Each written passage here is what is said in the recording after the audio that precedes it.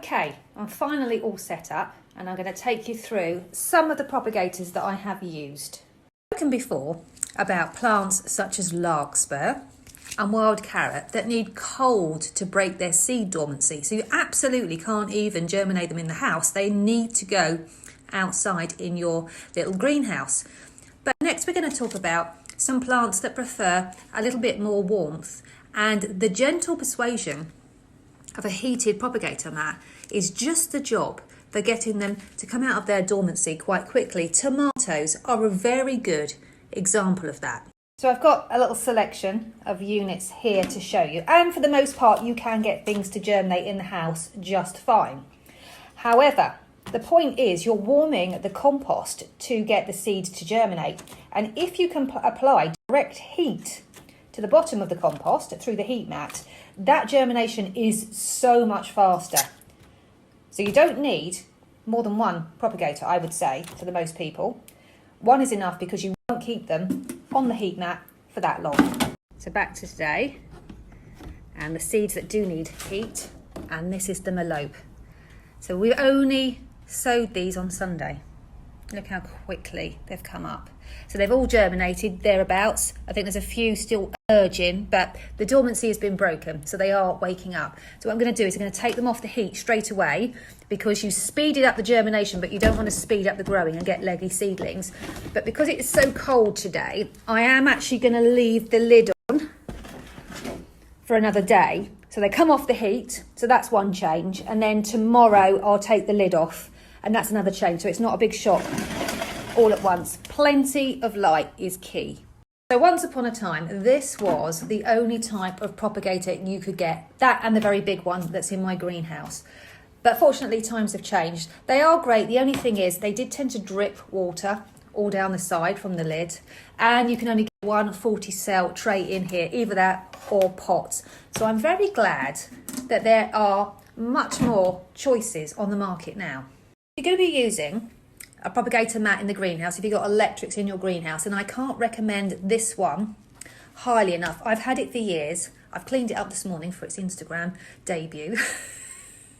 But it's very, very sturdy, very thick, very tough, completely waterproof. I've thrown water all over it.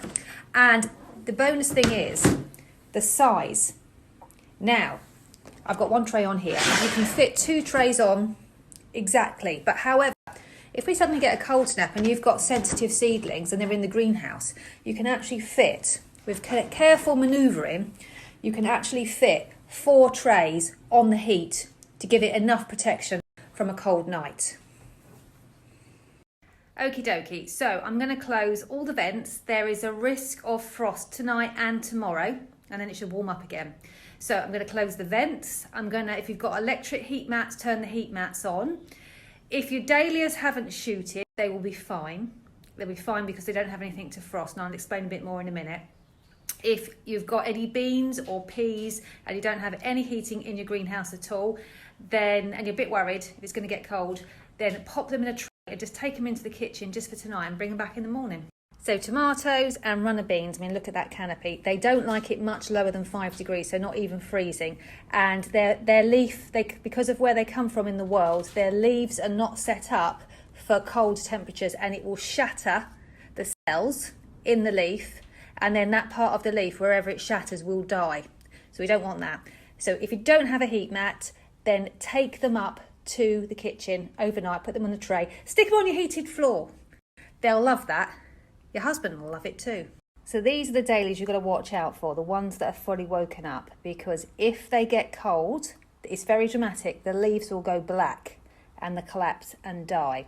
Now, hopefully, unless you get really frosted, the tuber should reshoot. But then all the hard work that you've done getting them started early, so you can take cuttings, will be for nothing.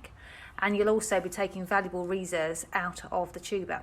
So if you haven't got enough hot bench space, what you can do is if you get a fleece like this, horticultural fleece, and then spread it over your hot bench where your heat mats are, then what that will do is, like a thermal blanket, it will trap the heat that's coming off the heat mats here inside and keep everything that's under the blanket that bit warmer.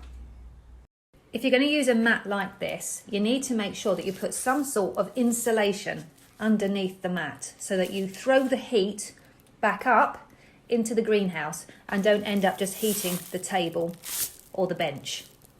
And with a mat like this, of course, you have to add your propagators to it separately, which is probably an awful lot easier than trying to lift out the cells from here. Fancy pants, just for a minute.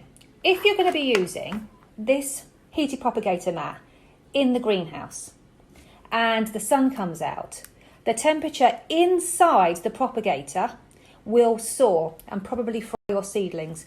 So something like a thermostat, and this one's dead easy. All it does is the propagator plugs into the thermostat plugs into your greenhouse electrics, and it will turn the propagator mat off once the temperature reaches a certain level, which you set here.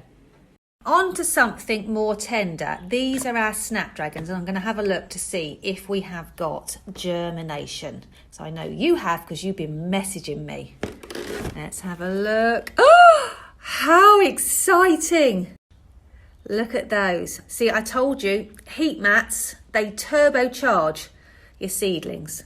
Not all of them, because some of them need cold for germination, but I'll let you know and tell you which ones. But I'm going to leave them on the heat because they're in the greenhouse and there's plenty of light. They won't get leggy. So I'm going to leave them on the heat for just a couple more days. I'll probably take them off on Saturday, Sunday when the weather improves. Thermostat on mine. So I know my thermostat is actually not that warm. It was 10 degrees this morning. It's 17 now. It's flashing because I'm showing the camera. So that's why I can leave mine on, because even though I've got a heat mat, it's so much colder here than in your house. But if you're in your house and you've got this kind of germination, turn them off, because otherwise they will shoot up and get legging. Give them as much light as you possibly can, but not too much heat. If you're using your heated propagator in the house, you won't need a thermostat because the temperature indoors is a lot more stable.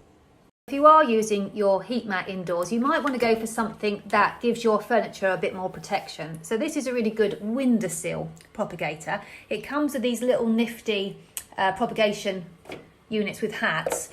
The only thing is I find these a little bit fiddly, so I don't tend, you can see how clean they are, I don't tend to use them. But what I do use this for is germinating things in pots, and they fit quite nicely on this propagator. You don't need to use an electric propagator at all. They will still germinate in the house, they will just take longer. But what you might want to get, this is a gravel tray, so this is like a seed tray, but it's got no holes in it. Absolutely never use them as seed trays because the pots do need to drain. But if you're going to germinate your sweet peas, for example, and you need to be able to water them, something like this will protect the furniture. So you can just water from above. Don't fill it up. Don't fill it up because they need to drain. But you can water from above, and any water will come out and go into the seed tray and not all over your smart windowsill. Using your heated propagators, you will need to use a lid because the heated mats make the compost dry out mega fast otherwise. But the side effect is, by putting a lid on, what happens is it makes the environment inside really humid because the water still tries to evaporate, but then it's trapped by the lid. Makes it really humid inside, which the seeds really like. So that also aids germination.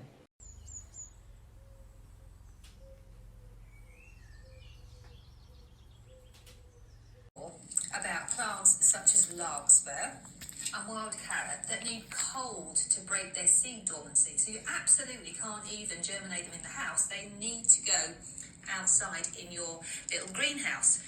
But next we're going to talk about some plants that prefer a little bit more warmth, and the gentle persuasion of a heated propagator mat is just the job for getting them to come out of their dormancy quite quickly. Tomatoes are a very good example of that. So just make sure that when you buy your heat mat, it is actually for horticultural use. You do need to be careful. There are a lot of cheap, nasty versions on the market. Not all of them are for use outside or in contact with water. You can see here, look how thick the covering is on this heat mat. And I've had the other two heat mats for years. This one is a large one. It's 40 by 120. My other two are 40 by 60, so I bought one and then I bought the second one. But if I'd have known at the very beginning, I would have bought this larger size. But anyway, it depends what space you've got. You can make your heat mats work harder by using a layer of horticultural fleece over your seed trays. You can see here that we've only got heat mats underneath these seed trays. These ones here don't have a heat mat at all. However, they're still benefiting from the warmer environment because the heat is being trapped by the horticultural fleece and it's floating over to the seeds on this side. And that's often enough, those few degrees is often enough to trigger germination. Horticultural fleece is also so much better than the plastic lids because if the sun comes out, they won't overheat and boil your seedlings. This horticultural fleece is breathable and it's also acting a little bit as a sunshade, which is very handy as we go through to spring and the light levels really start to increase. Putting some insulation underneath your heat mat so you throw the heat up under the seedlings and you don't waste the energy heating the cold bench. You don't need to use anything fancy pants like this thermal under blanket. You can use a couple of pieces of polystyrene, and basically these came wrapped around my fridge when we bought it last year. I kept them to one side in readiness because I knew that they would come in very handy indeed. Look at that, absolutely perfect. If I flip over the horticultural fleece, can you see all of these water droplets? So though the blanket is breathable, it is still doing a very good job of preventing the trays from drying out too quickly and trapping that moisture around the seedlings, keeping the environment a lot more humid.